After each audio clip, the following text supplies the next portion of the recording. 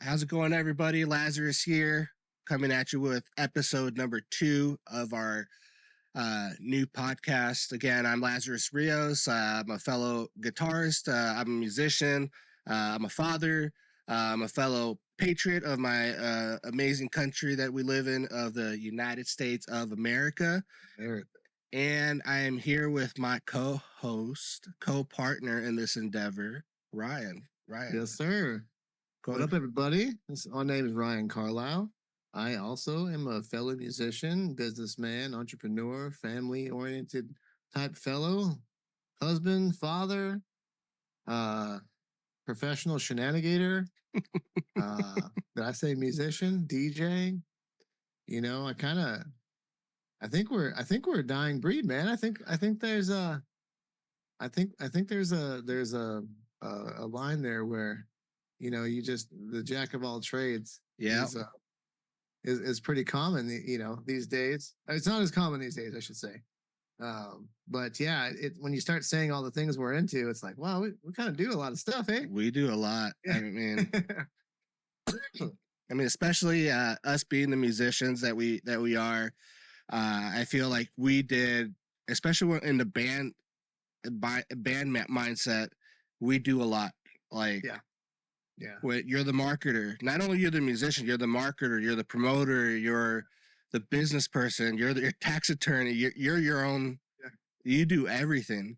I think we're used to the tiny scroll moments that make us, you know, do a lot of things. Is that you're paying attention to everything at once, and so, you know, some side quests, if you will, pop up, and it's just part of.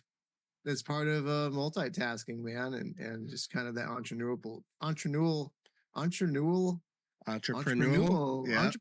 spirit. So yeah, I mean, it's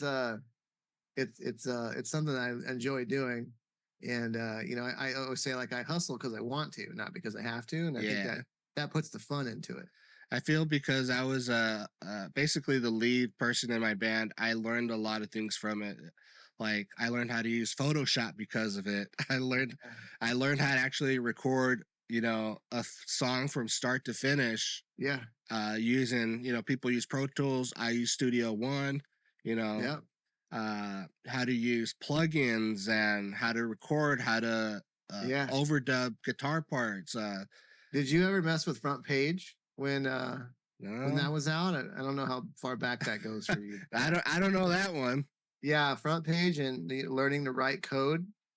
I remember our band was sponsored by Heineken for a minute there, and we wanted to put Heineken on our website. So that sounds, nowadays you would just click and drag it, drop it, and call it a day. Well, this was like a band meeting was held, and codes and colors and all the things were, you know, brought out, and we were trying to figure out how to make it show up like cavemen in the computer, you know.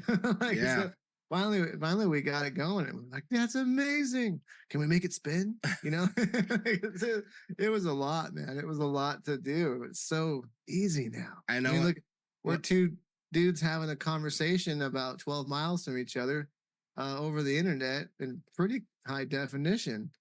So that's, technology has come a really far away, man. Yeah, when I made my band's website, it was really that drag and drop type of scenario. Like, it was so easy. Like, open up this, click here, type right here. But, you know, I hear the stories of, like, you guys, you know, you guys literally had to code the thing from the beginning. You guys had to use like you said, color numbers to make sure it was the right color. Yeah. I charts and everything, you know. It was and if you messed up, you don't know where you messed up. You just had to start over. Jeez. All right. So, and you know, Pro Tools Lance bought Pro Tools 1, the original Pro Tools, and then built a computer that was better than most, that could run it. And then we ended up producing our first album by ourselves, even though we had spent lots of money trying other people out to do it the way that we wanted to. And you know, it was a big learning curve, but thankfully I was just a singer. I didn't have to program track drums and track, you know, all the things that those guys did. It was mind blowing. And if I recall, like, that Pro Tools, was probably limited in track count too, right? So you I probably think so. yeah, I so think it you probably was. had to do like everything in like under like 15 tracks or something like that. Yeah. Yeah. Drums and vocals and guitar parts. So Yeah. that's way different than nowadays, where nowadays, as long as your computer can, if it can handle it, you can Mhm. have 100 tracks within a whole project. Like, no, Yeah. yeah, It's just layer after layer after layer. Yeah. I mean, we did redo one of our songs after my mom passed away. And just the production from that song from the original was 2001 when we laid that track to 2017 when we redid it was just crazy. I mean, we didn't even there wasn't much to it as far as how we did it. We just recorded it right here in this room. mm-hmm. And then Nate disappeared for a couple days and came back with this amazing track. And everything was redone and modernized and it was great. You know, it was a there's a link on YouTube somewhere of that song. And can you imagine though? Like I don't know when your band was really killing it in its day. Like we didn't have access to the internet like we do now. We had like AOL, you know. We had I was a little bit privileged on that end. I'll say that because, me when I started the band, I like a lot of the projects I took on the endeavor and learning how to, getting an audio interface and getting my guitar sound inside the computer. Like I went that deep because we didn't have the money to go to a studio yeah. and tinker around to see if this was going to work out or not. Well, So and you're at the mercy of a producer or a soundman that you've never met, and he's got an idea. He hears millions of different bands, and he's got his own idea how you should sound. And it could never you could just be throwing money at. That's what happened to us. Is we just yeah, kept throwing money out the window, um, and we tried everybody from high end studios yeah. to backyard Bob style. Mm-hmm. Where the guy's like, it would be great if we got on the roof and recorded crickets. And we're like, what? So But we believed him. We got on the roof and we were standing up there watching him record crickets with his little 4-track, wandering around recording crickets. And I think it did make one of our demos, but we never used that again. yeah, It was an experience. but I learned right off of YouTube. So I guess it was kind of like where YouTube was taking off. And then I pulled up a lot of YouTube videos like how to like mix hardcore drums or something. It was a weird, video that I Yeah. looked up and, all this stuff started popping up. But I think I seen a video out there and man, I wish I could look it up now, but it was Ozzy Osbourne. He's talking maybe to his son. I think it might have been one of those like videos where him and his son are hanging out. I'm not sure if you ever seen that it's on is it the History Channel or Discovery Channel? Well, anyways, they're going down memory lane and he's talking about how he recorded one of his songs. It was like in a moving box truck recording studio back in like the 60s or whatever when he was recording. Yeah. And I think they would pay for like back then it was like $50 for a song or something like that. But it just kind of shows you that it's having the luxury of going to a $10,000 a day studio would be awesome, but you don't need that, especially if you're starting off trying to get ideas down. Eventually, yeah, if you have the luxury of going down that road, awesome. But there's even some like hip hop artists out there that are huge that don't they're independent. They're doing it off of laptops nowadays. Oh yeah. Yeah, my son Austin was in a band like a metalcore band for a while, and I was very impressed with the live stuff that they were able to put together, just with laptops, like live. It was pretty amazing, because I come from like we can't do that. Like we had no. So one of our stage props to kind of give you an idea of like our razzle dazzle was I would buy like a 32 or no, that would be too big. I would buy like a 20 24-inch box TV in wood, and I would bring it home and I would spray paint out the screen black, and then I would take our band logo and I'd stick it to the TV, and then I would etch it out with a razor blade, and then turn on the static, and then put that in front of me on stage, and it would display our band name and That's static. Or that's kind of cool. yeah, and I would put it on. We always could get the Spanish station, so our TV was called Telemundo because it was the only station. If I wanted to like actually have some color in the background, I would turn on Telemundo, and then we would play our set. And I would make stomp boxes with strobe lights at Spencer's. We'd go buy the strobe lights, and I would cut them, being a technician, and I would extension cord them out, put a strobe light in front of everybody, and then one underneath the drummer Wade. And then during like a heavy part of the song, I would jump up in the air and stomp a box that would turn them all on. We didn't have fancy pyrotechnics and stuff. We did it old school, but that's what made it so fun and so like trial and error. Like, what's going to happen? Mm-hmm. Is it not going to work? That's what we kind of lived for that, follies and errors and kind of those silent looks you give each other on stage that only you and your guys, that something happened and it was funny, but we just get back to business. Yeah. I was archiving some of our original songs that we recorded, and man, like you kind of like you say to yourself, what the heck was I thinking when I wrote that? Yeah. like the sound is so like raw and garage band ish, like Yeah. like I don't even remember like what I was like trying to go for. Now I have like this more like polished, I call it modern core sound. Like, Yeah. it's hard, Oh. but it's like polished. You hit me with like unexpected fire out of nowhere. I'll be like driving, minding my own business, and you'll just be like, "Here, man, let me sprinkle you with this real quick." And I put it on in my truck, and I'm like, "Whoa, this dude went like you just made this? Like you just sprinkled me with some fire?" And I'm like, "Well, man, what a talented dude! Like I can't program drums like that or lay down guitar tracks. I just taught myself how to play bass because." Who wants to come in here and sing by themselves? You know what I mean? As a singer, there's only so much like do wopping and singing and stuff that you can do. So learning an instrument, which is like my collection now, Mm-hmm.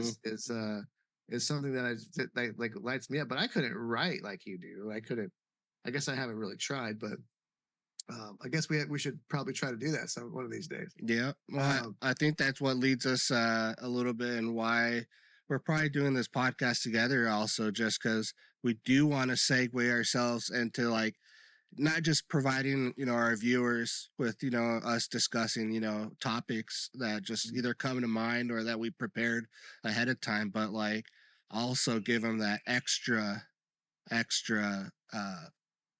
icing on the cake, like, hey, we want to do music on top of this. And for our own creativity, just because I know we've been itching to get back on stage and write music and all that. So like for me, I know that's like probably a goal. Maybe we'll hit the stage here, but it's not going to be to the level where like in my previous bands, like it's 100%, but I need to get that itch off. You know what I mean? Well, and music has been something that has always, I guess, it saved me. It as a person that's just been through a lot of stuff. I can turn to music and it does something to me. I can listen to it. I can play it. I can feel it.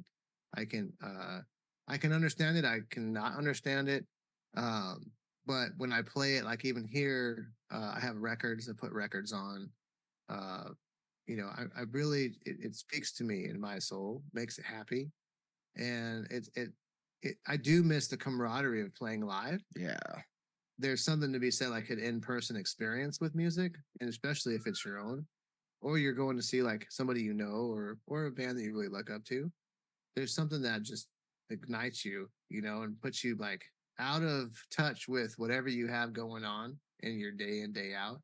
You can check out. So like I come here and since I'm learning bass and stuff, I'm enjoying critiquing myself. I'll record some songs, but then I'm like, it's not bad. I'll put it on Instagram story and see what happens. I mean, I'm not proclaiming to be like the bass man, but I'm enjoying it and I'm enjoying the journey. And so like, I'm not a real bass. I mean, I guess I'm becoming a bass player, but I just enjoy music. You know, Yeah. I'm a drummer and a singer, and that and drummer I say it first because that's what I learned to play first in the church, and then choir came with my mom making me do choir, and then that eventually led to my music career outside of the church.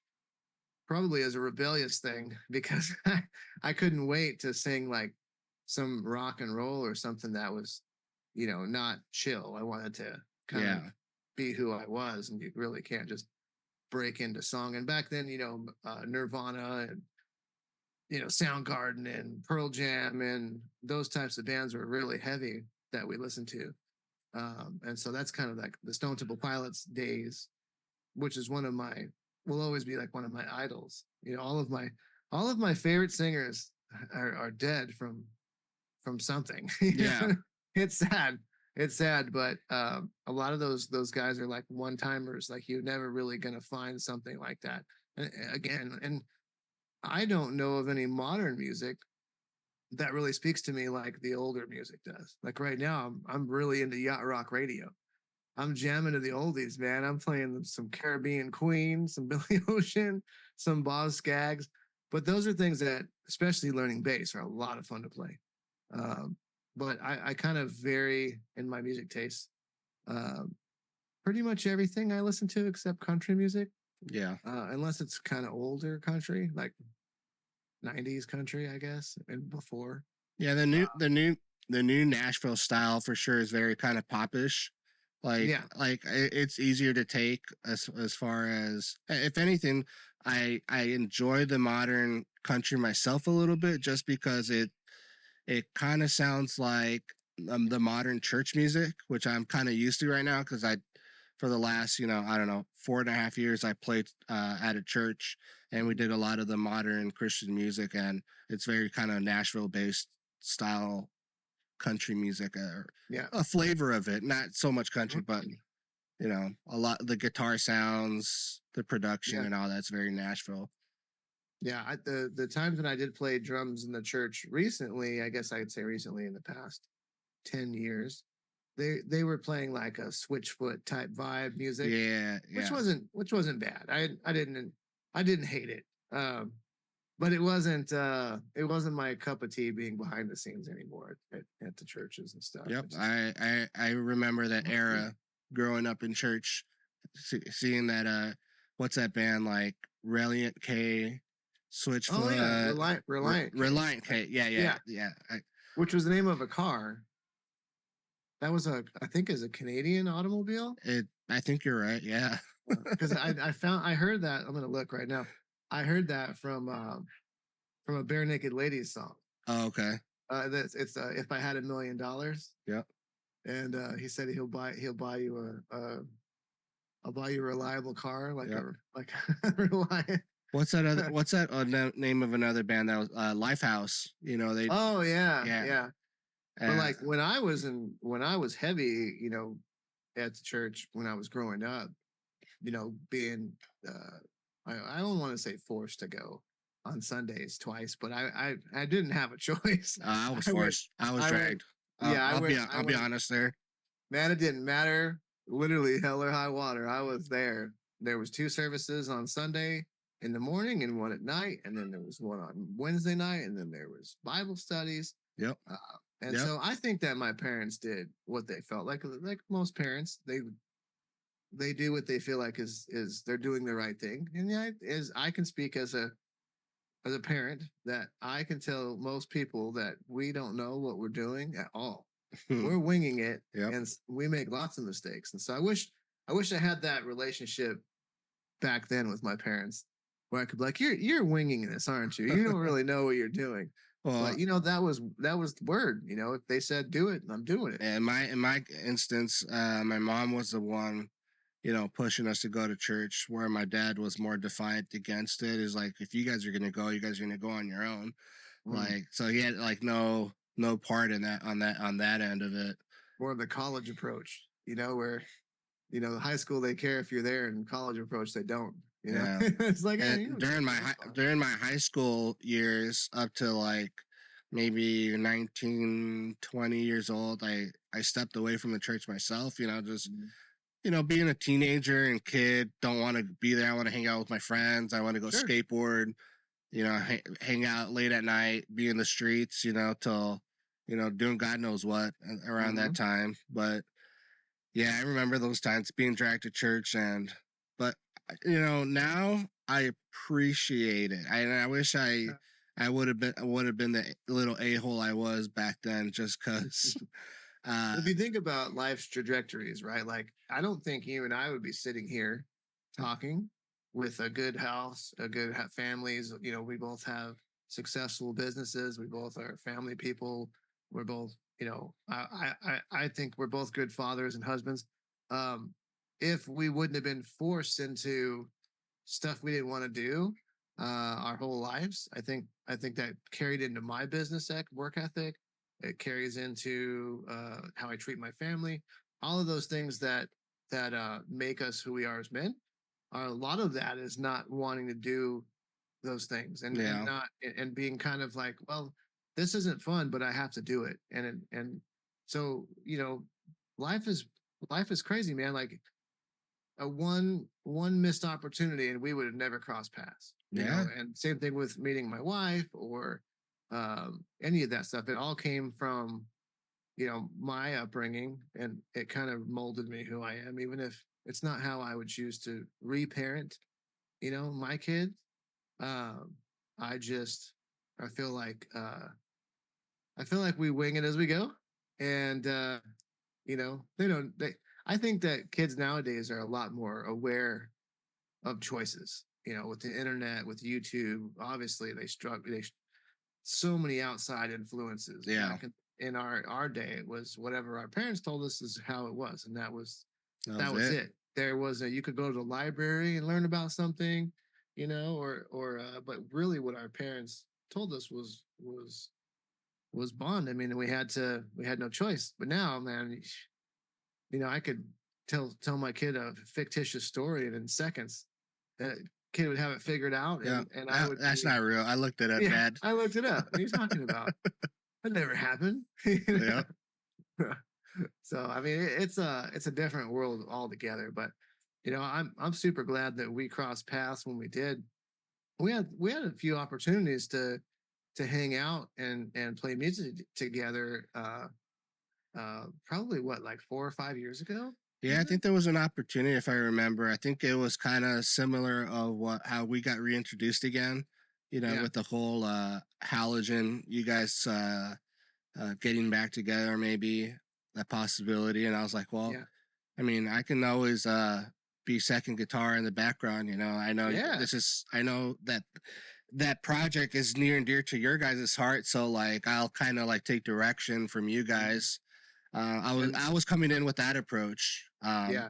I'm not. Well, and I really hope we can make that happen. Nothing would make me happier than to just recreate that album, Yeah. because there was some really like the- I always joke about this, but that entire album was written about a girl that broke my heart, and like the first love, the Mm. I think the first real person that I really cared about. Um, I think that infidelity. I still play it all in my head, her telling me about it. And I had a lot of rage during that time because I was a good dude. I had moved out of my parents' house for her and all this stuff. So I felt like maybe I was wrong, but that fueled me. And I had so much, like, not teenage things because I was older, but I had so much like fire in me. And Yeah. that song that whole album just ripped out. Uh, with the exception of a couple that were written from my lost family members. But I always joke with my wife that she ruined my career when I met her because I became happy Oh and yeah. I had nothing to say. And I can remember going to practice when we had this house in the middle of a storage unit area. It's mowed down now, but it was off of like Apache and I just thumbed up. It was off of Apache and uh, gosh, like McClintock area, somewhere over there. Okay. Yeah. And we paid like $400 a month, but it was this big house, and it had a recording room, and it had a stage, and we had lights, and Nate had this insane sound system. I think we had like 10,000 or 12,000 watts that we practiced Jeez. with, Okay. and none of us wore hearing protection at all. Yeah. But we would leave there with our ears ringing like 3 times a week. We would practice, but um, like I kind of forgot where I was going with that. But I wish that we would go back and record that album, just because there's so much that could be done now musically, and like with all the technology we have. Oh, that's what it was. That was a squirrel moment. Of Was getting that back together. I going to the stage, going to our practice spot, and we're trying to write new music, and I'm watching the guys play the music, and I see where it's going. Obviously, by now I know exactly what the feel of the band. I know how the intensity is. I know how it's going to be played out, and I had nothing to say. I had nothing to add, and I felt so bad. And that's when I the first time that we called it kaputs was my fault, because I was holding them back. I was like, I can't do this anymore, because I don't have I can't write.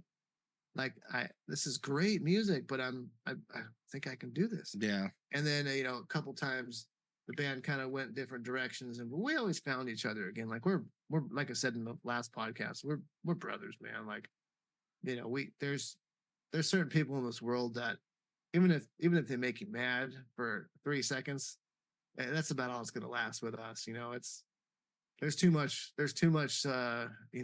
crazy times together, like brotherhood stuff. In between writing songs, we would play beer can hockey with golf clubs and smash each other out into the walls, and check shins would be all bleeding, and we were crazy boys. Yeah. A lot of That's what made it energy. fun. Yeah, But that's what, like, that was a special like chemistry you guys had to pull off the music you guys did. I've listened to it. It sounds great. that was Like thanks, man. like I've even told Nate myself. I think first time I told him this, we were driving back. I was doing roadie. I was helping him out on a small little tour. We went from here to like New Mexico and then back. But on the way back, I told him, like, Nate, like, honestly, like, you're a great guitarist, man. Like, the riffs that you Yeah. come up with, they're super punchy, and the leads you come up with, you have an ear for, like, Yeah. like, honestly, he's probably one of my influences. Oh, I hear it, and that's why as soon as you send me something over, I'm like, oh man, this is great, and I can tell exactly where you're going with it, because you do have, like, you and Nate are, and that's the way I feel about you too. Is, I mean, obviously Nate, I feel the same way, but I feel like when you play too, I'm just like, man, I was lucky enough to play all those years with Nate, and then you come along and you have, like, this, that I wouldn't say the same, because you guys have your own flair, but it's all fantastic, and it's like, I can tell if I close my eyes and listen to a track, I could say that's Laz, or I could say that's Nate, like, but because it's so good, but I can tell your style. What I mean? You hear something and you just know that is that's one of the people that you look up to as a musician. Yeah, like, for sure. Like, he was very humble and graceful when He is. Yeah, he won't. he's He like won't accept it. He won't accept it, man. If you tell him, he was like, really, "Ah." like, I remember he's like, really, last man, thanks, man. Like, he Yeah. was very graceful about it, and I like I think just that's what we all want to hear, though. Especially, like, I would rather hear a compliment from a musician that I respect and look up to than somebody that is in the barn, or yeah, wherever you're playing. Yeah, although that is great, but to hear it from your peers is like, man, it's next level. Like that to me, like, one of my favoriteest bass players of all time is one of my good friends to this day, named Ben Gilly. He was the bass player in a band called Fred Green, and they were a phenomenal band in the '90s. Still together, they're still a band to this day. But Ben was in that band for quite a bit of years. But I met him in the mid '90s. Since then, we've, like, kept in touch. He lives out here with me at the West Side. We've got our black belts together in karate. We're we do gun stuff together. We chat quite a bit. In fact, he was the one helping me on my testosterone journey, that I'll get into at some point. and just kind of knowing, when I should start TRT therapy because I'm getting older and I want to continue having the energy and not lose muscle mass and things of that Mhm. nature. But Ben just saw one of my reels tonight that I posted on Instagram, and I love all the people that see those and like those and send me the encouragement. But he saw it, and I was like, Yeah. like, you know what I mean? Like he's to me like he's like a famous bass player because he blew my mind before I even understood how to pick up a bass, play it, a music instrument. I never knew how to read music. I played drums and I sang. So it wasn't until COVID era I learned how to read music, just out of boredom, and so it was one of those things where he saw it and he hearted it, and I was like, you know what I mean? Like it made me feel good, but it was one of those like that's like one of your idols, kind of giving Definitely. you the silent nod, like good job, man. Like Yeah. I know that it's probably lacking technique and it's probably lacking that finesse, but I'm learning. And that's the beautiful part about musicians going, hey, man, you don't have to be like musicians as friends. You don't have to be the best, but I see you trying and that's awesome. That's kind of where I'm at with it. Yeah. It's not terrible enough to not post, it's not terrible, so terrible that I won't post You're it. having fun with it. That's all that really matters. Yeah. Yeah. Yeah. I try not to pay attention to what other people think, although it is nice to see that people are going, hey, that's cool. I like it. Yep. You know. But yeah, Nate, again, one of my influences. And then like me growing up, like I listened to POD, Limp Bizkit, Creed, like all those like bands growing up kind of like molded like the style that I like playing. Yeah. And like Avenged Sevenfold, like I can go down, Yeah. I could go down the road of what I listen to, but I definitely want to write again in a project, and I think that's what we're doing here. And I think I think we got some stuff up our sleeve. So I do too, man. I would love to lay down some vocal tracks, and I know you have all the equipment over there at your place to do it. So I mean, between the two studios here, I think we could do some mild damage mm-hmm.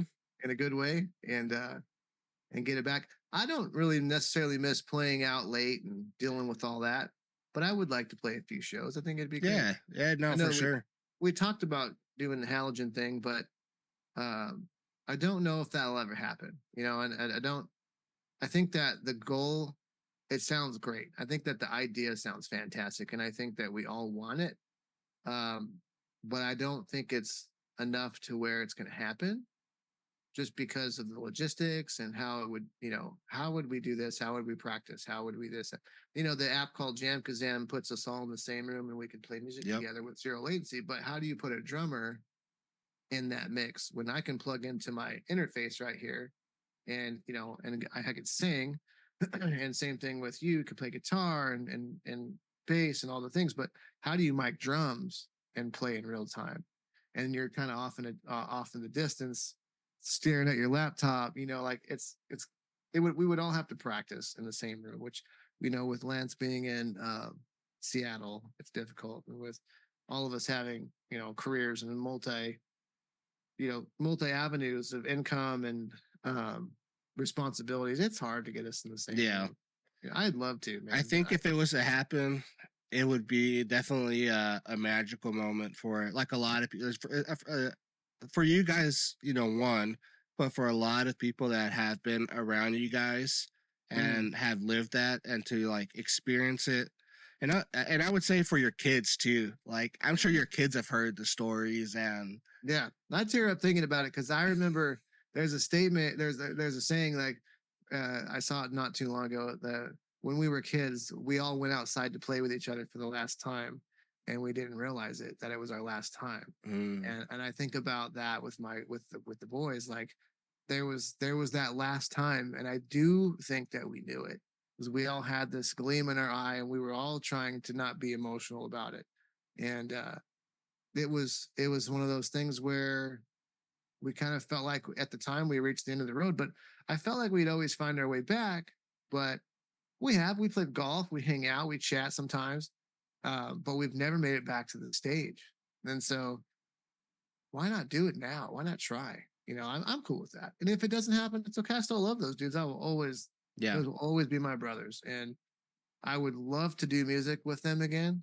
It's probably what's kept me from wanting to do music was because I would rather do it with those guys Yeah, than you're saving yourself. yeah, yeah. But if it never happens, then what does that do for my soul? What does that do for me? And so, we're like-minded. We do know that we had really great opportunities with music in our past, but like we could create new stuff together.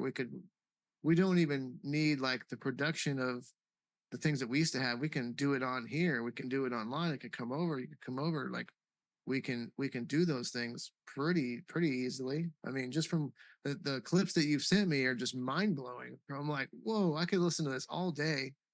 You sent me one song. I was driving out to a job site. By the time I got there, I had the whole thing going vocally. I had, I was riffing off of it, seeing how it would sound. But it's one of those things. If I heard it again, I would immediately go back to where I was when I first heard it and be able to pick that back up because I have this bad habit of not writing down lyrics, and I've never written down any lyrics for any songs that I've ever written. I just have to keep feeling that song out and riffing until it makes sense, and then I start making sentences out of it. It may not even. That's your process, so that's fine. You know what I mean? Yeah, yeah. In fact, one of our hidden songs on our album was never completed. It was just a bunch of jargon, bunch of weird words put together, and medelically, the melody of it was good. So we just put it out as a hidden song on our album. That's cool. Back then. Bands don't do that nowadays. No, remember hidden tracks? Yeah. What was that band that had like I think it was Tool. It had like 20 minutes later, this song would come on and like scare the crap out of you if you forgot it was on or something. And it would just get you. And it would just hit you. I think it was one of the first Tool albums. I can't think of the name, but it's either Tool or Nine Inch Nails or something like that. But it would always come on really loud and mechanical sounding. And I think there was like sheep baaing in the background and slightly terrifying. Like, what is happening? Yeah, the first time I think that I remember like a hidden track, it must have been like a Newfound Glory like CD or something. Yeah. I'm talking like before like they blew up and they had like their like all their like CDs. They had like, oh man, that thing you do might have been a hidden track. That it was a cover song. The Tom Hanks movie. Yeah. But they did a cover of that thing you do, and I think it was a hidden. I didn't know that. I might be wrong, chat. So my bad, but I know a lot of punk rock bands did hidden songs, so it was a thing back then too. Yeah, some of the like subliminal influences you don't realize it. Like this was a weird like blackout moment, I guess, of the band days. But one of our songs was called "Disgustipated," and I knew I didn't come up with that word. I just thought it was funny the combination of the words, and I never realized it was an actual Tool song. I just looked it up. There was an actual song called, well, so was ours, but obviously theirs was a little bit more famous than ours. And it was called Disgustipated. And that must have been something that I saw and memory banked it and thought, oh, that's a cool name. And it's one of our songs. And I had no idea that it was like such a major statute band. In fact, we had played, we used to cover some Tool songs. We would cover Sober and 46 and 2 and stuff like that. And one time at the Electric Ballroom, which was a venue that it doesn't exist anymore, it's now a daycare center. I played it. Did you? Mm-hmm. Oh, I'm so glad you got to play there. It was such a great venue. Yep. We were playing the song Sober from Tool, and at the very end, I look out and because Maynard, he lives here, or he was more so in town back then. But he would show up places, and one of those places he would frequent was the ballroom. And he saw us do the song, and after the set, he came up and said, "Hey, you guys did a good rendition of Sober." And I looked at it. At first, he had a wig on, and I looked at him and I was like, "Hey, you're Maynard?" He's like, "Yeah." That's cool. And I was like, "Dude, I'm kind of starstruck at the moment because I didn't I didn't know that he lived here at the time. And so I was like, well, thank you. Like you should have just came up. Like I would have just been like, here you go. You know, like do it, blow people's minds. Like, don't by all means. It's like Because we it's like we Seal coming up to you like in New York. There's a whole bunch of Seal videos where he goes up to like the street musician and he just starts like singing with them. yeah. That's Oh super cool, man, man. That would have been cool. I would have loved that, man. I would have been. We had weird, a lot of run-ins with at the Electric Ballroom. Like we opened for Jewel back when Jewel was living in her van. So, Cheap Trick. The night that Shannon Hoon died, we were partying with him in his bus. We had drove him. Wow. I had drove him to Jerry's Liquors to get some drinks after our set, and then went back to. This was not the band that I'm talking. This was my first band um, that I was in. Um, but we went back to his tour bus. We had some drinks. We hung out. Everybody was super nice. Drove home. The next day, I was driving to work, and I heard, Shannon Hoon was found dead on his tour bus this morning, and I was like, I just "What? hung out. Like, we were hung just out. there. Yeah. Like, what happened?" And it turns out, like, he didn't do anything in front of us at all. I had no idea it was from substance abuse. And we were kids too. Like we were just kind of starstruck. Like Blind Melon was a big deal to us back in the day. They had We had something like that similar happen to my band. So we did a show and I won't say names just because out of like privacy for the person that passed away. But we did a radio interview with her, and like not a week later she ends up unaliving herself. I don't want to say it because I don't know if like YouTube is like right, like right. blocks that or whatever, but she Yeah. unalived herself. And First rodeo, YouTube, don't cancel us. yeah, and like and it was me and my singer that went to go do the interview. But we had a great interview, great moment. We like kicked it off. It was just such a great day. And then like me and my singer, we both call each other. We're like, dude, like, did you get any signs or anything? We were just kind of like shocked, you know what I mean? Not like that we knew this person so deep or whatever, but we had this interaction and we were just kind of left like, holy smokes, like life is real, like yeah. It's a trip. It's crazy. People last as long as they do with is how crazy the world is. And every day really is a blessing, man. It's crazy. You just never, man, life's a trip.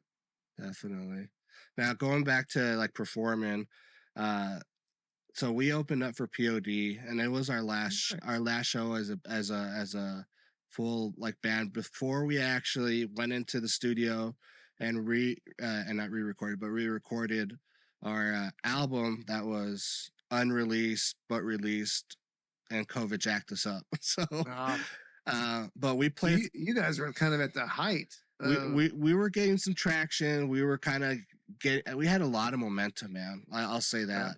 I've seen the video that you guys put out, and if anybody has a moment, or maybe you could put a link to that music. It's fantastic, man. Yeah, I'll put it in the link when we upload. But yeah, like we definitely came together as a band and we wrote this, and we changed format too because we originally just had our singer, just Mark, just singing, doing vocals, but we added an extra dynamic. My sister-in-law had just joined the band as a drummer. She's badass, but she can sing. My sister-in-law is a really, really great musician. And I immediately hyper-focused to her because as a drummer, I'm also a singer, can do both. And I was like, she's unique. Like that's so, and she could really sing and play. And I was like, I admire this. Like that's how cool is that? Most bands always want a female singer at some point because it adds that element of like the evanescence and that whole vibe. Yep. And we wanted that too. In fact, after I left, Halogen tried out a bunch of female singers. Yep. And the vibe didn't work out. But I would have loved to sing with your sister-in-law. Is that what it is? Yep. Sister-in-law, right? Yep. Yeah, man. I heard her voice. I'm like, what a little songbird, man. And she can jam. Like she's good. Nope. You Yep. know? She can play. She can sing. She's just one of those musicians that she's just naturally God given talent. That's what she Yeah. has. What's her name? What's her name? Brianna. Brianna, you Yeah. are awesome, and I hope you never stop playing music. No, she really is Even if it's amazing. even if it's not with us ugly chumps over here. Hope For you carry reals, on. man. Yeah, I don't think like it's her passion. So obviously, like, well, anyways, I'm derailing here. So we played in front of We're gonna POD. hype her up, man. It's No, fine. oh for sure. But and I guess it goes with the hype because we played a cover of Linkin Park's I can't remember the song. I might have told you before the name of the song. But anyways, we covered a song from Linkin Park, and the crowd was just vibing. And then I look to my right, and I see the POD just kind of like like bobbing up and Hey. down. Yeah. And like to me, that was just like, dang, like Yeah. when do you have one of the biggest new metal bands that I grew up listening to, like Same. when they dropped Yeah. Satellites, like I loved it before anybody loved it. Oh Like, man, when I first heard Alive, I think yeah, it was, yep. I was I was like, Da da da da da. oh, every day is a new day. Yep, Oh, yep. and I was like, oh Yep. man, how good is that? And the message was good. It wasn't, Oh yeah. because we came from like, I can remember being Tower Records in 94 ish out of high school and putting these headphones on. They had those CDs you could try out and listening to Korn and and like my eyes was like, what is happening? Mhm. That's the same vibe that I got when it was a breath of fresh air, because that was like Korn was a band that I looked up to and admired, but they were like really angry dudes, Yep. really angry, and they had some really dark music. They had like the hidden tracks of a song of like I think it was just singer Jonathan being molested, and it was him crying, and it was Even the really music dark video, and even the tormented. music videos were kind of like Yeah. in that era pushing like Dude, Wilden, just straight up, man. Like they were the epitome of like of anything that you could have possibly imagined getting an abundance of. They had, mhm. it was that's what I always say. Like I've never been subjected to like fame like that, so Mhm. you don't really know if That's you true. could handle it.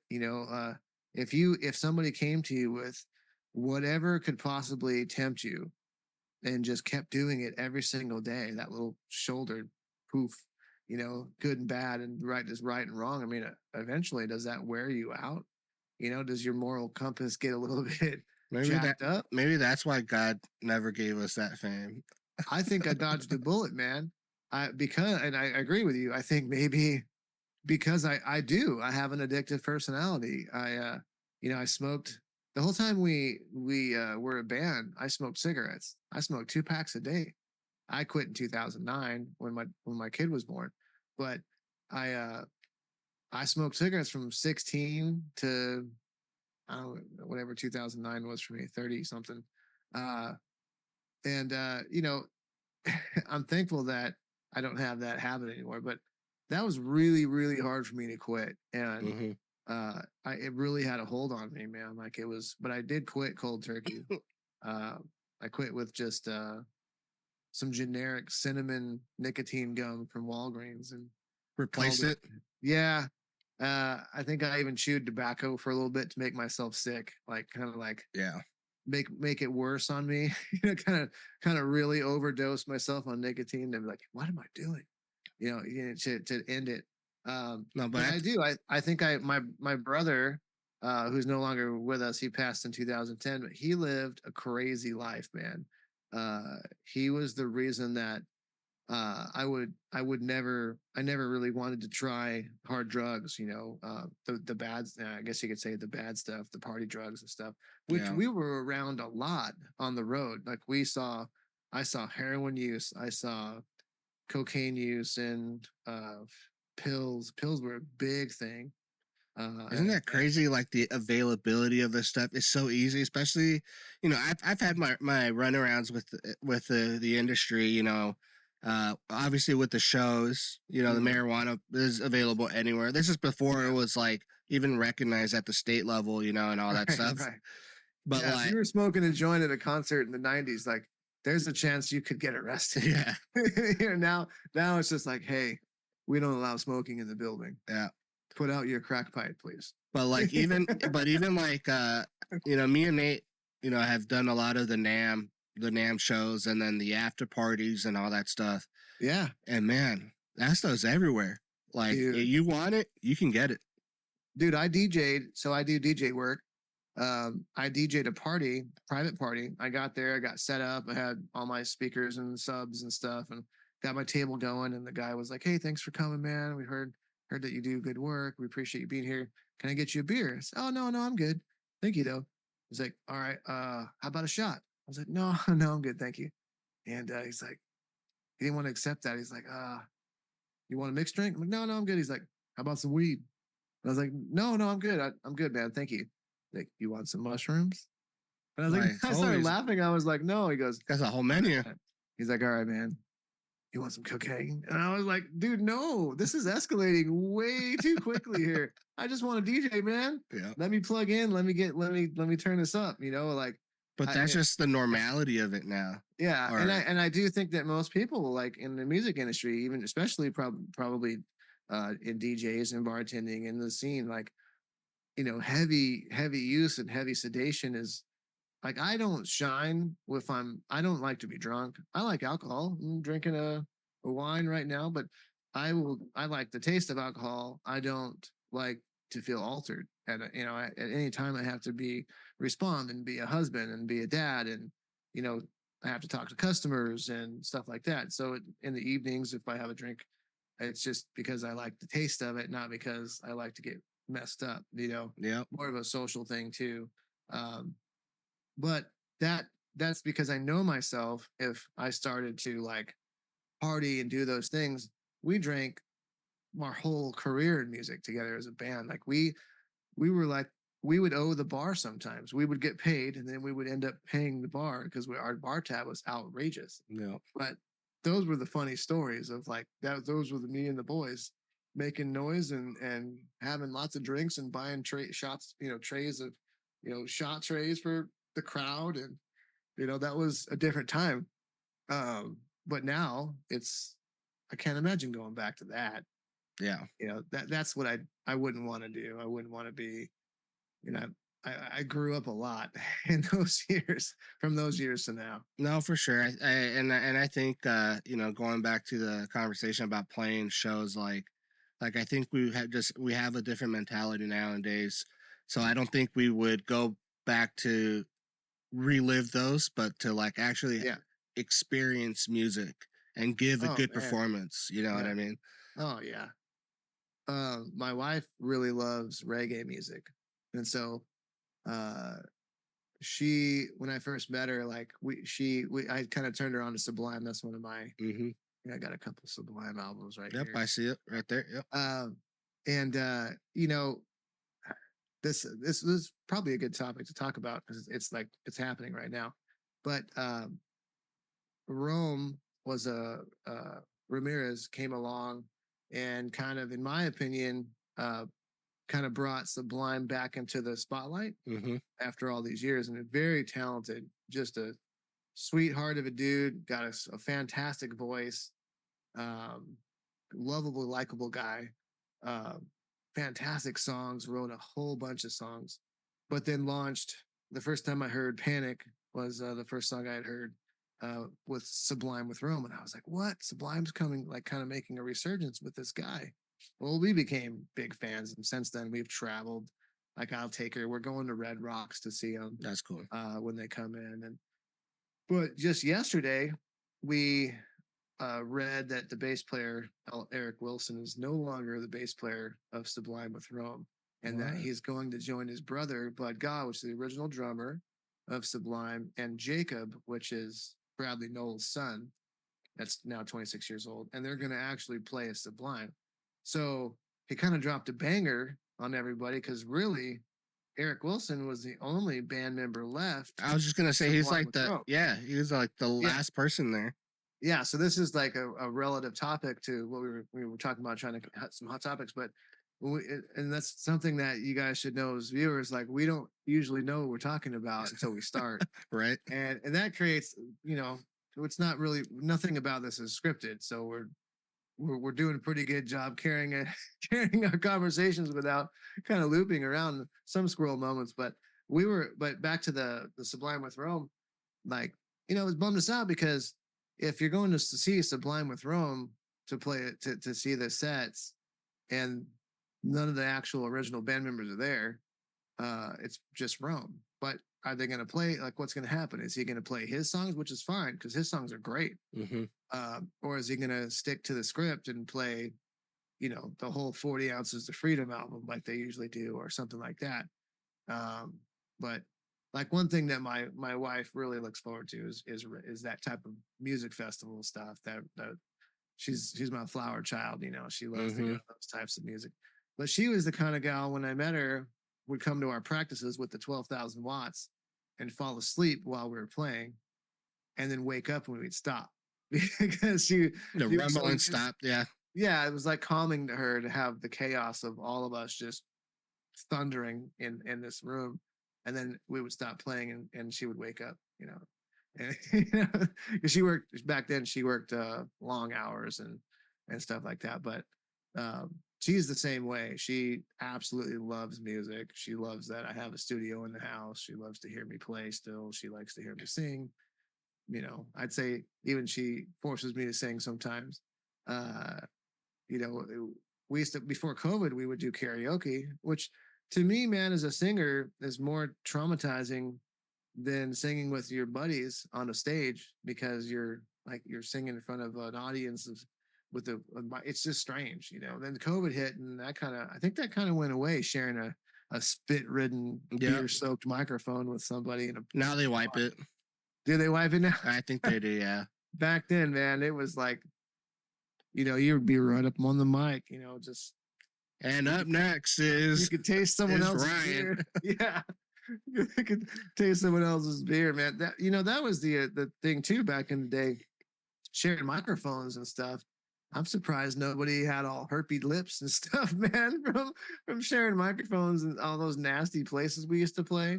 And sweaty, gross, nasty bars, and oh, man. That's They didn't practice, spraying the mic down with. No, not especially not back in the day. I think probably people are a little bit more conscious, especially after COVID.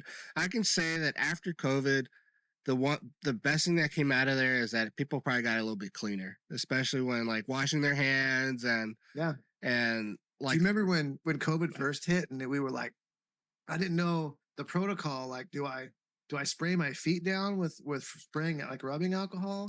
I was doing that. I would, like, get home and I'd spray my feet, and I'd spray my shirt, because we were what they called, what was that called? Were you gosh, essential? We were essential worker. Yeah, Yeah, we I was were. trying to think of the word too. I'm glad I forgot that, actually. But Oh yeah, we were essential workers, so we were in the mix around the 3 times that I got COVID. I was working on a job site where, these, like, I don't want to say the names of the stores, but not the best areas, not the best kind of stores. mm-hmm. Things cost less than $1 kind of a store. Mm-hmm. And, that was a big eye opener. But we went through the crisis of not being able to find hand sanitizer or toilet paper.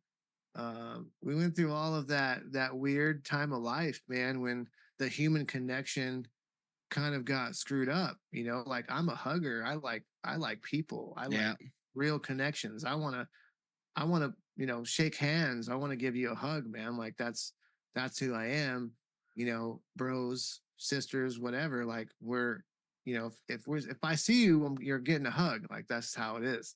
I'm You still know, I'm still and amazed to this day. Even me and my wife kind of like just reflect. It's like, did we just like live through that? Like, did that just happen? yeah, And like, and reflecting back into it, it wasn't a good time. You know what I it's mean? Like, terrible. It's terrible. And I never took an aggressive stance yeah, on vaccination and not vaccination. I felt, for me personally, that since I had had COVID a couple times, it confirmed twice, um, that it for me it wasn't that bad, and so there's controversy about that, and I had Hmm. lost friends about it because we wanted to hang out with people. We genuinely missed our Yep. friends, and one of our couple friends were like, "Sorry, we're not hanging out with non-vaccinated people anymore," That's and that broke my heart a little bit because I yeah. was like, I respect you for your decisions and in your life and what you decide to do for you and your family, and that's great. But you should do that for me too. Like, I'm not a bad guy. Yep. This thing came along that none of us asked for Nobody and did. steamrolled the nation The world. and the world. The Yeah. world. Yeah. Steamrolled us. And, we all learned how to adapt. And people did die and people did, people got the long COVID. They got, people got ill, man. And it's terrible. And I don't wish that upon anybody. Hmm. But I just wasn't ready to do that. My family wasn't ready to do that. Um, my dad, a super healthy guy his whole life, like he's had a clean bill of health. He wanted to travel, man. He got the shot, and within 6 months, he needed open heart surgery. His valves were about to explode. His aorta was this big around, and he was having low blood pressure. He was passing out all the time. And thank God, they went in there and they repaired it, and he's part cow. They put Hmm. a bovine valve in there and a whole bunch of cow parts, and dude goes ripping down the street in his Corvette. And it's good to see him alive. But I give him a hard time. But that's my dad. I don't give Yep. him a hard time like calling him stupid or nothing. I'll be like, it's a good thing you got that shot, eh? Yeah. But that is between family. That's Yeah. joking around. Yeah. There's no malicious content there, but um, I truly respect people's decisions and what they decide to do. I don't have a hidden like hatred towards either one of those sides of the fence. But it Same. is sad that it divided us, It man. Like, really did divide, put a hard line to a lot yeah, of people's lives.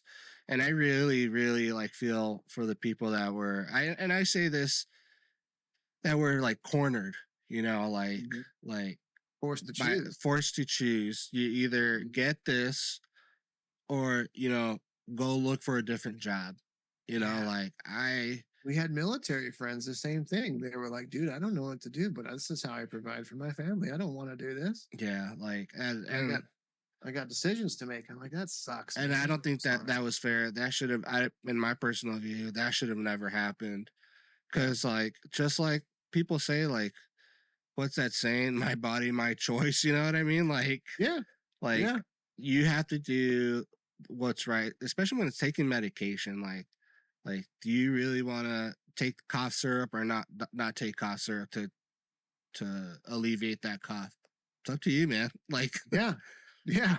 it's not. I don't know, man. Like, it just got really extreme. I felt like it could have been the times too where, like, Mhm. we had Trump and we had people that wanted somebody else in, and Yeah. maybe everything was just ammunition It for broke people for really both too. sides. Yeah. So, and It broke mental health too. Like, oh, it did. it made it I to this day, in fact, 2 days ago, I was out uh in our side by side, and I saw a guy outside with a double mask on. Hmm. And at first do you remember when you first saw a mask and it was kind of alarming, but then you saw someone without a mask and that was alarming because everybody was wearing masks. We had to. Yeah. But I never wore when it's outside. Like, I'm outside Yeah. and I'm not near you. And then, do you remember, like, because I won't say I'm a runner now, but I was a runner, and they would tell us, like, if you're running, to not run behind your running partner, to run side by side with them, because you want to breathe in their wind as they're running. Their You know, draft. they were winging it. One of our good friends, in fact, she took care of my mom when she was ill in 2016 with pancreatic cancer. She was an NICU nurse at one of the major children's hospitals here in Phoenix, and she was like, man, she really went through the ringer with that during COVID. Like, I think it changed her forever. She'd be someone really interested to have on the show, on our Yeah. podcast. She ended up moving to Colorado, and now she does IV therapies and stuff. Got out of it like completely. You could see that she's just visually like feeling healthy, mentally, Yeah. and it's so good to see. But like, if you did that day in day out, and you're constantly like, I think with law enforcement the same way. If you're constantly seeing somebody on their worst day, it's got to wear you out, Oh man. yeah. You that's got to be one of the hardest jobs is first responders and people that take care of people, especially when they're ill. It's got to be terrible. And then you got to go home and be normal. What's normal at that point? COVID just kicked everybody in the face. Yeah, I remember. So I was on the leadership team at my church that I served for about 4.5 years, and we saw like the mental state of the church, and I'll narrow this because of what we saw as a church. People were getting like cabin fever, just being locked up 24/7. The what was it, the 2 weeks, the 3 weeks got extended to slow the spread, Yeah, and it slowly slow the spread. it turned into 12 months to Yeah. like it kept on getting pushed back, and then like people weren't treating each other like people would normally treat each other. And when we had the opportunity to, okay, like we put it up to a vote, like literally like, hey, do we want to return back in person? And Yeah. like I I was the first one that said yes. Yeah. And that's because I started seeing a concern, and and it could be the videos I was watching that was being fed to me, on Instagram, Yes. and I didn't like what I was seeing. People just attacking each other. Yeah, obviously, there's a divide with the whole medicine thing, but like we needed to go to back to some type of normalcy, and even to this day, we're not back to normal. No. Are you Or familiar or with the word? or normal. What I say is like pre-COVID mentality. You know what I Yeah. mean? Are you familiar with the word or the term the Overton window? Mm-mm. So the Overton window is an approach to identifying ideas that define the spectrum of acceptability of like policies. And so, what's sensible, what's popular, what's acceptable, what's radical, what's unthinkable, right? And in that window, it's like a moving scale. And so, uh, something that's unthinkable may not be acceptable at this time. Wait, So wait. Is it like you take somebody like 5 steps, they push back, you go back yeah, to. yeah. Okay. So basically, let's say right now I say something to you crazy like, Laz, I want to play this electric stand up bass, and I want to plug it through a guitar amp, and you're like, you're ridiculous. That's not a great idea at all. But then I kind of sell it to you enough where you're like, okay, well, I accept that. And then it sounds like a great idea, and then it becomes normal. Yeah. And so like the Overton window shift uh is moving at all times in our society. Remember the movie I can't think of the name of the movie now. I'm drawing a blank. There was a movie that was a comedy, and now it's like a documentary, and I can't think of the name of the movie. It'll come to me in a second. All right. But yeah, the Overton window is something that I learned about from a friend of mine that does like he's in law enforcement, and he does crimes and stuff, um, cyber crimes and stuff, and what learning about what people do online that's acceptable uh, enough to where all of a sudden we can shift that window, and it's not so like shocking to us because, oh yeah, I heard about that guy doing this stuff and doing that stuff. And so yeah, that's kind of what I felt like the media was this massive portal of information, and it depended on which channels you were looking at. If you were Really? looking CNN, or you were looking at whatever, the two extremes would be that I know of as CNN and Fox, like Mm-hmm. the two extremes on Yeah, both the two sides. big legacy medias. Yeah, Yeah. and they were able to basically riff off each other this whole time. Like they were literally playing us like a fiddle. Mm-hmm.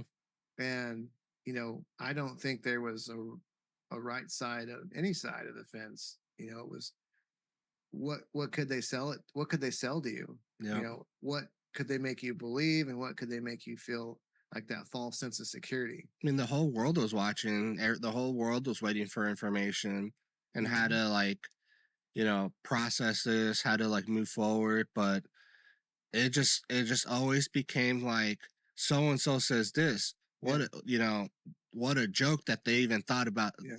They thought that where Yeah. science says this, and then the other opposite end says like, well, so and so said this. They're wrong. And so Yeah. this is where I started watching alternative media, and it's to their own fault. CNN and both Fox News.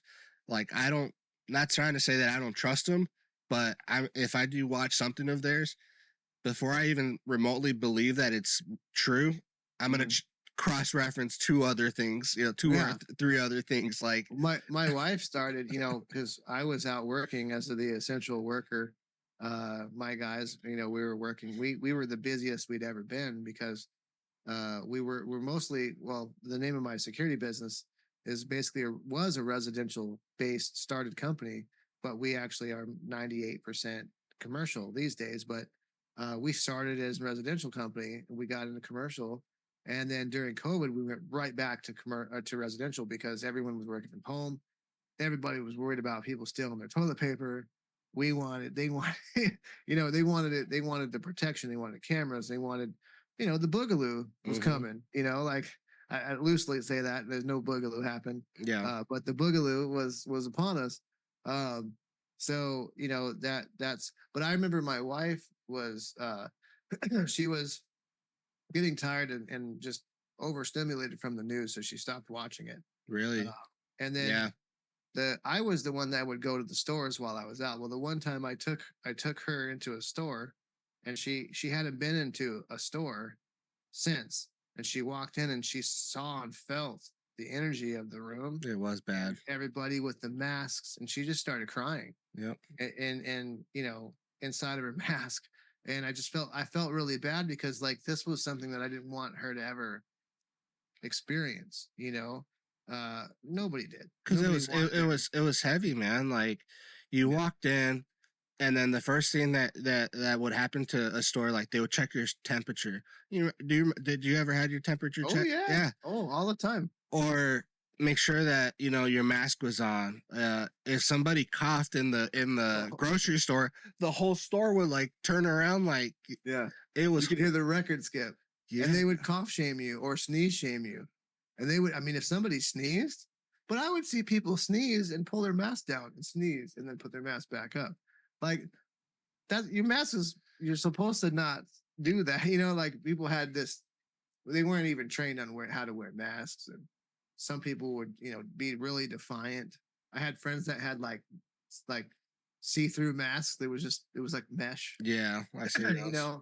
Stuff like that. But I became really used to seeing that, and so I was the one running the errands, so I understand where you're coming from. Where to me, I saw the evolution of it, but when my wife started coming with me, and it was months after, she hadn't gone to the store because that was their recommendation at one point, only one person from your family, go get your ticket. You know what I mean? Type of conversation. It really felt weird. It felt like, I don't know, man. It felt to me, I enjoy a good conspiracy. I like it, most people, but it felt like a test. And it felt like, I agree with that. How far can we take it? But I did know people that worked in the medical field, and I did and do know people. And I did know people that had passed away from COVID, whether it was a complication or not. Right. It basically knocks you out, your immune system, if you have, especially a pre-existing condition. And I think we both can agree that COVID was real. Oh, sure. Yeah, I Like was never co- heartless about it. But man, yeah, I was COVID persecuted happened.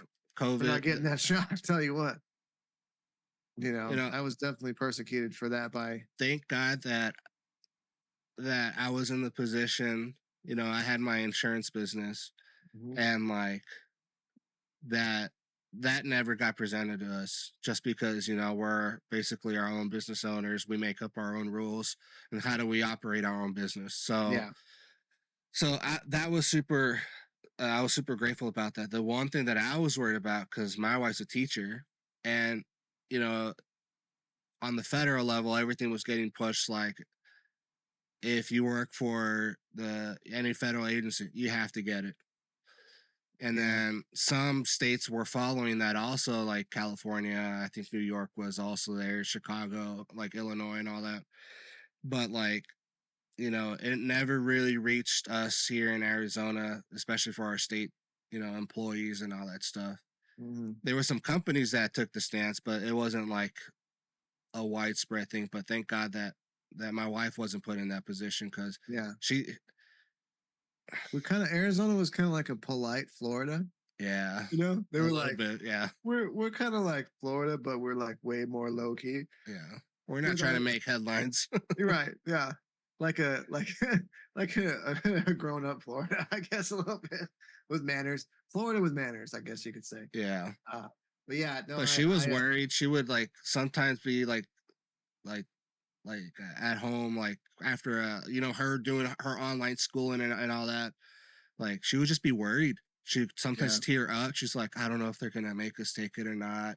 Hmm. Well, And just today, my wife picked up a prescription for our kiddo, and they said, "Do you want a free COVID test?" It's your insurance, or it was either their insurance or whatever. Oh, it's raining outside. Interesting. oh Our insurance covers a free test, and she was like, "Why do we need a COVID test?" But I mean, I'll take it. But it was just happened today, so I was like, "What? Why are they still offering these?" You know, uh, yeah, times, I man. guess I guess they're trying to get the band back together too, man. The COVID band. I mean, Trying elections to. conspiracy here. It's not real. I I don't feel you. know. Something could be coming around. I don't know. That's just a conspiracy theorist in me. Sure. You chat can knock me on it. I really don't care. Yeah. But Well, I think that stuff hope. usually conveniently happens around election season. So Oh man, I feel like this is going to be a really interesting time to be alive.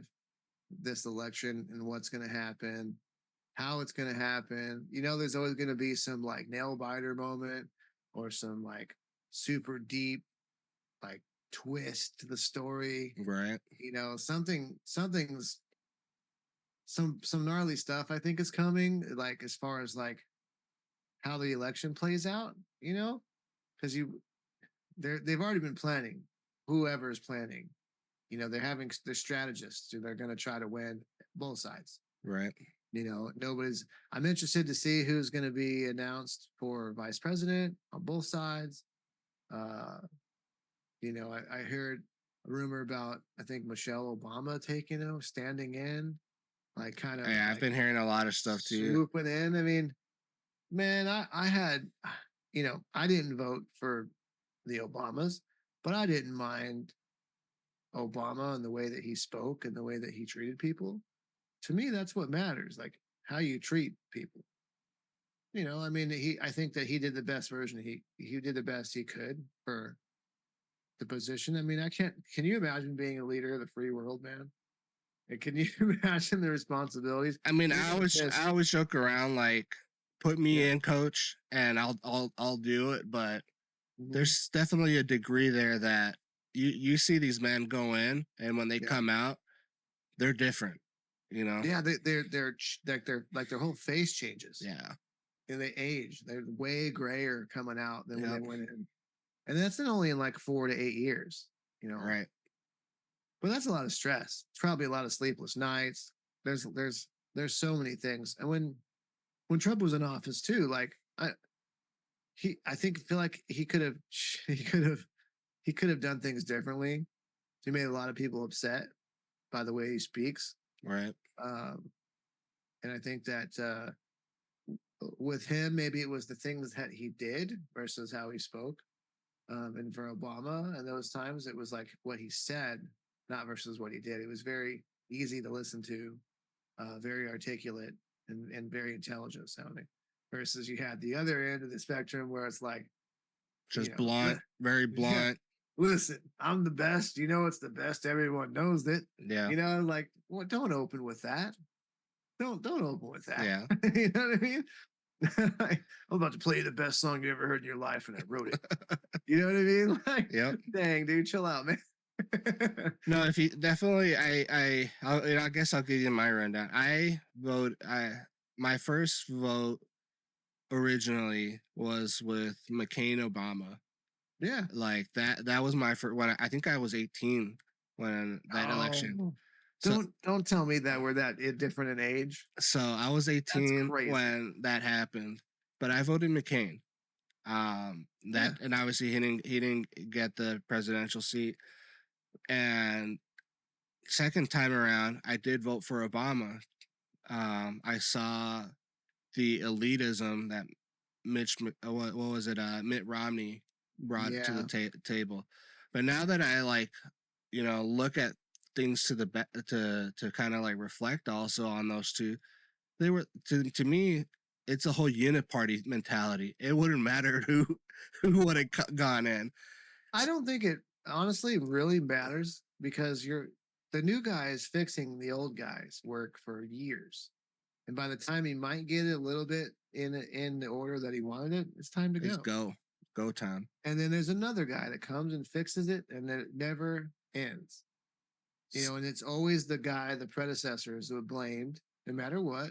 Oh yeah. Doesn't matter whose side you're on. But man, speaking of politics as well, like I've got some extreme friends on Facebook that are on the super far left side of things, and that's fine. But man, they're hurtful.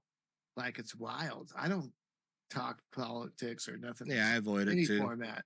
I know we're talking about it now, but like I feel like we're talking about it with an open mind and not an opinionated view. Yeah, I'm just saying, hey, listen, there's right and wrongs on both sides, and I think that there's not a right party. Like the system is flawed. I was joking, say like if voting libertarian for me would probably be an avenue I would go down if it made a difference.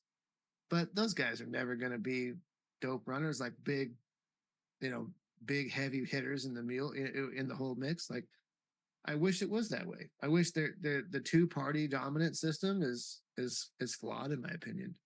But traditionally, my parents voted Republican and educated me on both sides of the fence. But the original Democrats were actually like more Republicans back in like the OGs in the day. Yeah. And so it wasn't until, as far as I know, and I'm not an educated politician, until not so long ago, it was really become a big shift, Well, it's crazy because like you can actually pull video, and I'm sure there's countless videos like on and Instagram reels and all that stuff when they put side by side things like things that a Democrat would say, like 10, 15 years ago to what a Trump thing that he would say, and it was aligned. Like literally there was alignment in what they said, like on the Obama side, like immigration, like he deported the most people, I believe, in the most modern day president. Mm-hmm. Was he loud about it? No, but when you put the same processes that he was doing, but you put side by side Trump, it was the same thought process. Something happened in the last 10 years, that feels right. About in the last 10 years that a great divide happened. Like we're not even talking about compromising anymore. Like we're at like a secret civil war, I guess. You know what I mean? Yeah. Like a cold war. Yeah. Maybe it's I hear some other podcasters say it's a culture war. Maybe that's where we're at. They want us to be divided, man. But my mentality is like, we got to unite. Yeah. Like, we got to come together as a nation and let us have different thoughts and perspectives and ways of getting things done. Like, I'm okay with that, but let's have the same goal that let's get this country back on track. Like, you can't really say with a straight face that this America that we're in right now is healthy. It is not. Yeah. Like, We're not really a nation of brothers and sisters anymore. It's more of like distant, it's different factions. cousins. Yeah. We're different. Distant cousins and distant, disgruntled this and that and the other. And man, there's so many movements in the world, and there's so many like, and even in our nation, there's so many different factions that it's really hard to feel like where do you fit in, and someone could turn their back on you, and you're supposed to be on my team. Like, we live here, all of us. Like, you might have different views as a, not you, but in general, than me, but like, we could still forge ahead together. I feel like that's it's not that hard to just fight for what we all wanted to, we want to live here. We want to be a free nation. It doesn't feel so free. Mm-mm. That's the No sad one. part. You have to watch what you say, what you Oh my gosh, post, dude. Yeah. because it'll come up either on a conversation or if you said the wrong thing, it'll Yeah. get forwarded to your job. It's very easy to get canceled. In fact, my normal speaking voice is lots of cussing and lots of and lots of sarcasm and lots of things like that. But I don't want to come across as unintelligent either, because I swear a lot. I cuss like a trucker, but I can turn it off. I can turn it off for this podcast. I can turn it off if I'm in front of a customer, or Yeah. if it's you and I chopping it up, that switch is on. If we're not on the air together. But that's just me. I can turn those things off and on. I wouldn't want to say something crazy and get like turned and just get canceled for it. But I was trying to be funny. Yeah. Because it's not funny to other people. Certain things, certain views, certain things. So we need to be. I guess we have to be sensitive. Yeah, I think. I mean, and even if it wasn't today's times, being sensitive and graceful should always be a thing. Like, no matter who you're talking to, what the idea is being exchanged, but that's just out of respect. Like, you believe that, that's cool. This is what I believe in. Oh, that should be cool. You know what I mean? Yeah. And let's go have a burger or something. Like, yeah. Because really, like, man, I saw something on the Rogan podcast not too long ago talking about the suns, the size of the suns, our sun in general. It shows a scale of our sun, and then it zooms out and there's a bigger sun, and then it zooms out and there's a bigger sun, and that's funny. Hearts, yep. Zooms out. Perfect timing right there. Zooms out and does a bigger sun. Oh, it doesn't do that time. But by the end of the video, there's a sun that, millions of our suns would fit in. So like, we're a speck. We're literally a speck. And so like, we get so focused on like our tiny problems in the scheme of things, that it can be like a little, like an internal, small little battle, if you think about it in the scale of things. So, and then I was talking to my wife the other night. I was like, this should be like if we smoked joints, this would be like a joint smoking moment where I'm like, they were talking about the suns being huge. What if we're like not the smallest sun, and we go the other way? And what if like there's little tiny people out there that think we're giants? And she's like, you sure you didn't smoke anything? I'm like, that's true. Like, we think we're the beginning of the food chain of all, or the size of everything gets bigger exponentially, right? What if it goes that way too? What if we're like giants to some other alternate world? So that's my Yeah, proverbial joint smoking moment. yeah, I'm glad I don't smoke anymore. So There you go, buddy. To pass it to you, bro. no, I'm glad I don't smoke anymore because that would have made so much sense. Right? You'd have been like, dude, say it again. Yes. But I think that'll lead us to end today's podcast because I think we can honestly say that we both agree that no matter what spectrum of thought process that you're on, let's just get together. Let's just work to be united and just be good to one another. Wait, For no good reason, man. what does that sound like? That sounds like Bill and Ted. Be excellent to each other. Be excellent to each other. Or that old song, "Smile on Your Brother." Everybody come together. Try to love one another Yeah. right now. That was also a Nirvana intro, but they stole it from. Gosh, now I can't think of the original band. It was a '70s band. I gotta look it up. While you do that, chat, thank you so much for tuning in with us tonight. We've definitely went from a plethora worth of topics, and again, it's just to show you guys this is organic conversations. They're not scripted. We definitely have stuff in the background in case we do, dry up in our conversation, but just to give you the ideas that we never hit any of them. This is 100% organic. And if you're liking this podcast, hit that subscribe button, hit the like button. It's free for you to do. It doesn't cost you a thing. And any final words? No, man. It looks like it was the Youngbloods. The get together was made in 1967. But that was what I was looking up. But no, I don't have any real. I enjoy doing these, man. I like just riffing with you, whether it's just talking about whatever, and it's nice to use your brain outside of the workforce. Yeah, Same here. And not problem solving anything, and just hanging out with my buddy, and talking and chopping it up, and people want to listen. That's fantastic, man. That's cool. Like, we can start a little community of. We're not in here twerking, making TikToks, man. We're doing real stuff. We're making real conversations. We I don't don't think anybody want to see me twerk. No, anyway. you do not want to see us twerk. The older you get, man, you just have a hard enough time keeping my pants up because you lose your cheeks, man. Unfortunately. All righty then. Well, thank you guys for tuning in. Right on.